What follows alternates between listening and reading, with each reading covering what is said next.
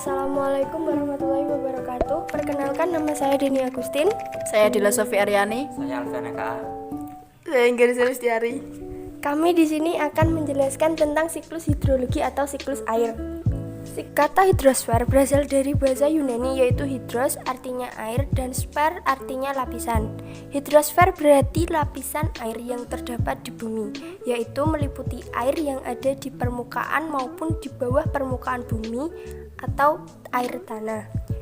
Secara sederhana, hidrosfer dapat diartikan semua air yang berada di bumi, baik dalam bentuk cair, padat, dan gas. Hidrosfer meliputi sungai, danau, air tanah, mata air, hujan, dan air yang berada di atmosfer. Cabang ilmu geografi yang mempelajari tentang air di bumi disebut hidrologi.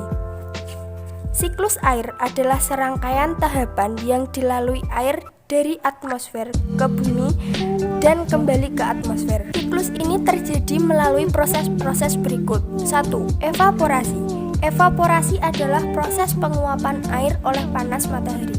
Penguapan tersebut mengubah wujud air menjadi gas.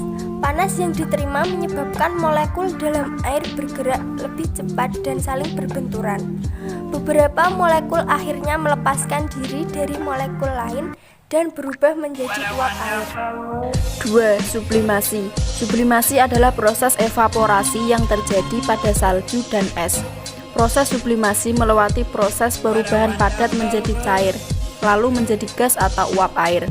3. Transpirasi. Transpirasi adalah proses penguapan air dari tumbuh-tumbuhan melalui stomata atau mulut daun.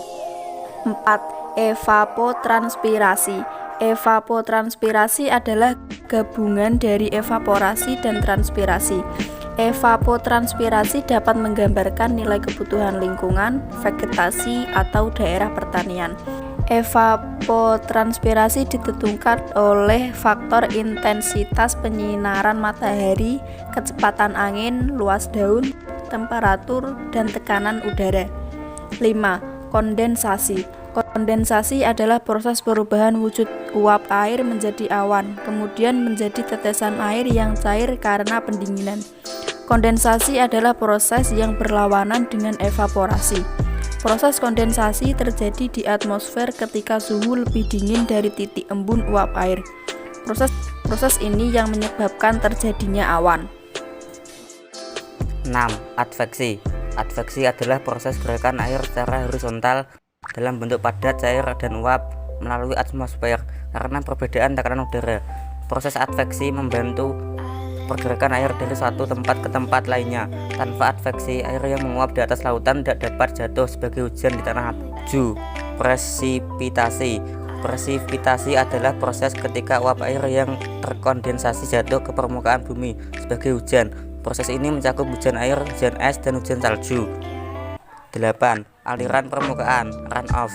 Aliran permukaan adalah proses mengalirnya air di permukaan tanah. Ketika air mengalir, ada kemungkinan air merembes ke dalam tanah, menguap ke udara, mengalir ke danau atau laut, atau diambil untuk keperluan manusia.